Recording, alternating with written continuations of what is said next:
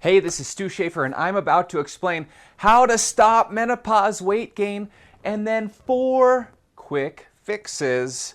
And I'm going to go into some details here, different remedies and natural things you can do that'll stop that weight loss in its tracks and actually help you lose weight in menopause without it being so hard or frustrating. So look, why do you gain weight in menopause? Well, normally what happens is one of 3 things. Either all of a sudden you're cruising along, everything's great, and then it's like you hit 50, you wake up, and then the weight just starts coming up.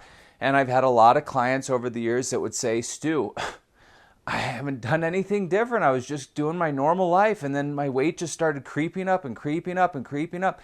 And I've gained 20 pounds, and I tried everything, and nothing's working, and I tried this diet and that diet, and it's just this menopause thing, it stinks, you know?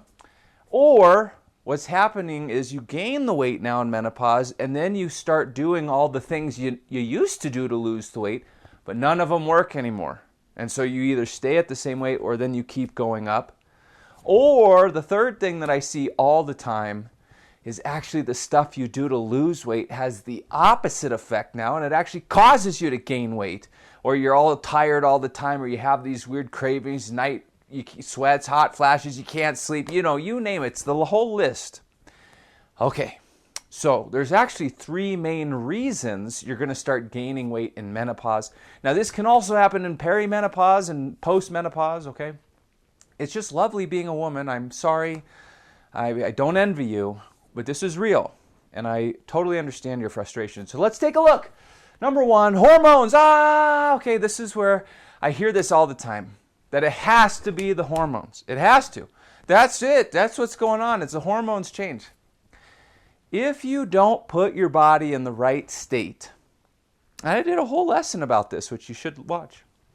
If you don't put your body in the right state, yes, that will cause your hormones to fall out of balance quick, which can cause rapid weight gain and cause all these other issues. But if you do things right, while your hormones will slowly change, that doesn't mean you have to be part of that roller coaster where all of a sudden they just go out of control. So 8 out of 10 women, it's not because of your hormones that you're gaining weight. 2 out of 10, something might be really wrong, but majority of women, their hormones are not the cause. They're actually a symptom, okay? Second, you're really sensitive now. Your body has now become sensitive. Your hormone profile, the way they're produced, the fact that you're just a little bit older, you're now sensitive. This means you can be more sensitive to food sensitivities, more sensitive to inflammation, more sensitive to stress, more sensitive to certain types of exercise. And so what happens is a lot of women go, I'm going to do the same thing I did before. I was doing boot camps and eating, counting calories and cutting out carbs, and then they do that, and it makes things worse now. What? Because it's too stressful. Okay, and the stress will absolutely cause a cortisol effect, where you get too much cortisol. It can cause inflammation. It can throw your blood sugar way out of alignment. It can really collapse the hormones and cause too much stress and then weight gain in menopause, okay? And then you have something called RMS, which stands for repressed metabolic syndrome, okay? That's a fancy term. All that means is what's happening is now the wrong enzymes and hormones are being produced in your body that cause your body to store fat very easily and make it very hard to burn fat. So when you eat, you kind of store fat. But then when you exercise, you don't burn the fat. You actually end up burning off muscle, which slows down your metabolism. It represses your metabolism. Now, this is caused from too many years of dieting and restricting. So things like fasting, 1 meal a day, low carb, low calorie, too much exercise will all contribute to this repressed metabolic syndrome, and they'll throw your body out of whack. Well, our job is to get it back into balance so you can lose weight again and the body can heal itself and keep itself in balance, which is what it's designed to do, okay?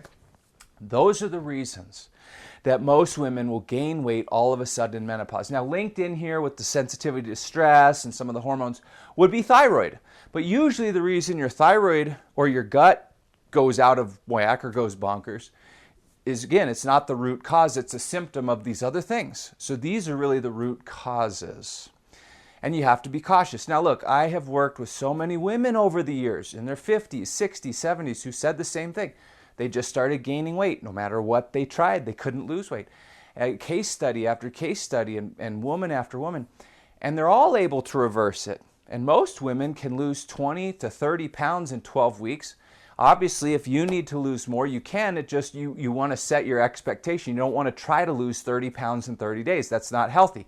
If you're losing somewhere between 8 and 10 pounds per month, that's a great, steady rate of weight loss, and it's still within the healthy parameters. So let's look at the 4 quick fixes to do this, and I'm going to give you specifics. So stay with me till the end. Take notes. You're going to love this. Number 1, you've got to reduce your exercise. Okay, let me just clarify this. You need the right amount of exercise, and for most women, and I've worked with thousands over the years, most women need to reduce their exercise. But you might be sitting there thinking, I don't even exercise. How can I reduce it?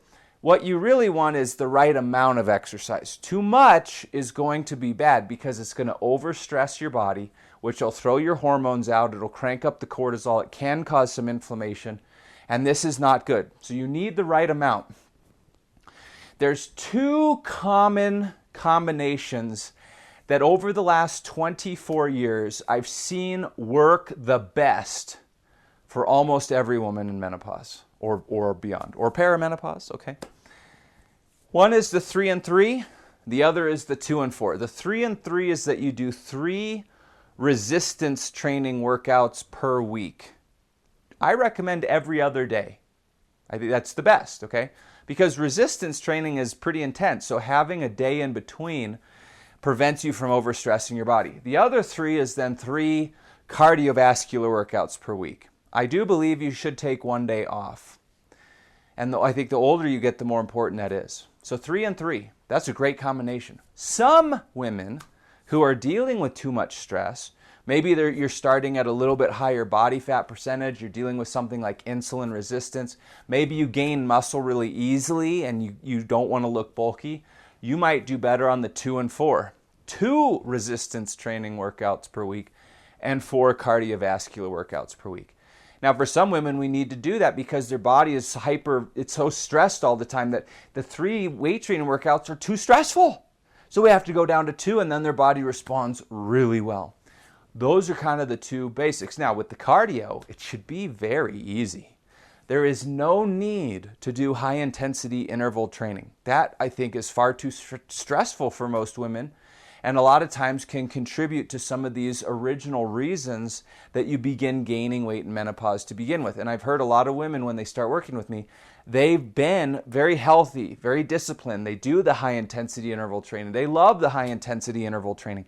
But then when they hit a certain age, it starts working against them. And when we kind of tone it down, they see better results. And they have more energy. And they just overall feel better. They sleep better. Their joints feel better. It's really counterintuitive. But again, I've seen this for decades with thousands of women. So number 1, not too much exercise. You need just the right amount. And that can change now too. And that there's a lot of moving parts, but this is the basic. Let's look at the second quick fix. Okay, pretty simple, but 1,200 to 1,500. What does that mean? That should be the minimum that you're eating in calories. Now, I want to make one thing clear. I don't suggest counting calories. In fact, I have a whole lesson about why you should not count or restrict calories. You should check that out.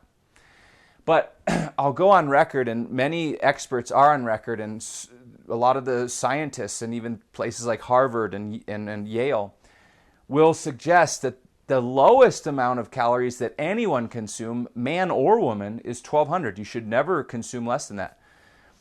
And I'm going to go a step further and say 1,200 to 1,500. I mean, most women, when I work with them, are severely under eating, and they have been for some time.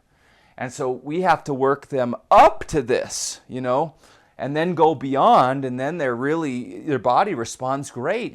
Their joints feel great, their ligaments, tendons, energy, sleep, attitude, no mood swings, no brain fog. They burn fat, they look toned, they've got a lot of energy in the gym, they've got a lot of energy all day just to do normal things. And when you're eating enough, then your body can actually tolerate stress better and you aren't quite so sensitive. So well, now your hormones can balance a little bit more easily. Your thyroid's going to function better. There's tremendous benefit in doing this, but I'll tell you, it's counterintuitive and a lot of women are scared. And I don't blame you.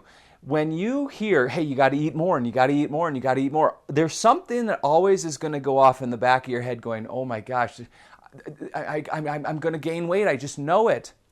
And you have to understand this. Now, we just don't eat willy-nilly anything. It's not like, they're having, Pop-Tarts and donuts and milkshakes. That's not what I'm talking about when I say eat more and don't restrict calories or don't count calories. You need to learn more about food. And there's 4 parts to nutrition, okay? There's what you're eating. Obviously, that plays a role. There's how much you eat at each meal and throughout the day, obviously. How much protein you're getting, how many carbs, how many fats, etc. Then there's the combination of foods at each meal, which is vital. And then the timing of different types of foods through the day. Carbs, fats, proteins, the different types of carbs, the different types of fats, and the different types of proteins. Now, what I do when I work with clients, I'm spending weeks figuring out what they need. This is not just some cut and dry, cookie cutter, black and white, works for everyone. Your body is your body. And so what you respond to is going to be different, and you need something that's going to be specific to you.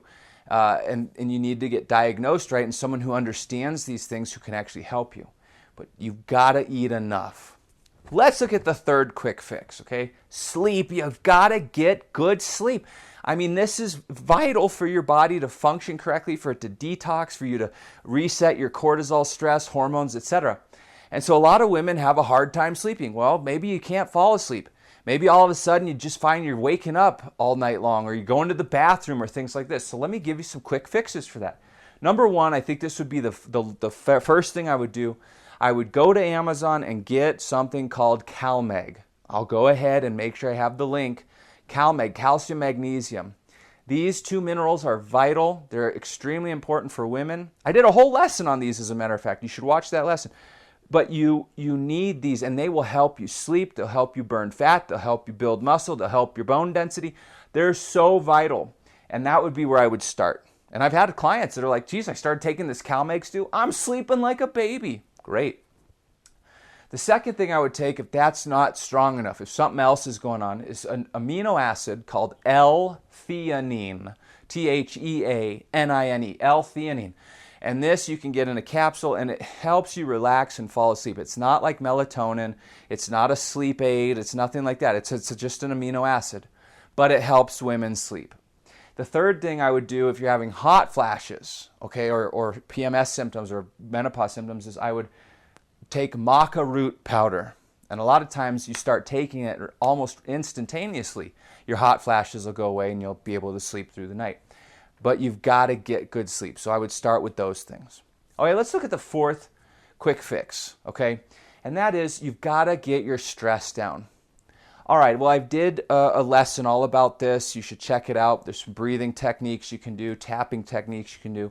And let me give you some easy natural herbs and supplements that can really help with stress. Number one is called rhodiola rosa. Rhodiola rosa. Now, this is kind of like ashwagandha, but in my opinion, it's better than ashwagandha because ashwagandha often has a lot more side effects. Rhodiola rosa is an adaptogen. It can really help with stress. Very little, if any, side effects. That's where I would start. Number two is phosphatidylserine, pH. It starts with pH, P-H-O-S-T-Y-D-E-L-E or something, phosphatidylserine. It's a mouthful, I know. Just type in, and the internet will correct you, but phosphatidylserine can also really help lower cortisol. This can be sometimes good to take after a workout or at night or just through the day if you're having a stressful lifestyle. And this can really help balance your cortisol, which helps you balance hormones and lose weight. And then lastly, you got to get the food balance. If you're eating enough and the food is all in the right balance, all those nutrients are going to feed your body so your body can then become more resilient to stress. It can become stronger and better. So food is medicine. You need to treat it like that. If you're under eating, your body can't handle the stress. If you're nutrient deficient, your body can't handle the stress. So food balance, okay, always comes back to food. So everything we've talked about, do these tips. These are simple, they're easy. You should do them. Go right now. I will link everything so you can find it very easily. This will stop the weight gain of menopause and help you lose weight. Now I'm going to splash up a couple of videos. Go check those out. You're going to love them. They'll give you more insights and detailed information about how to put this all together. I'll see you over there. All right, take care.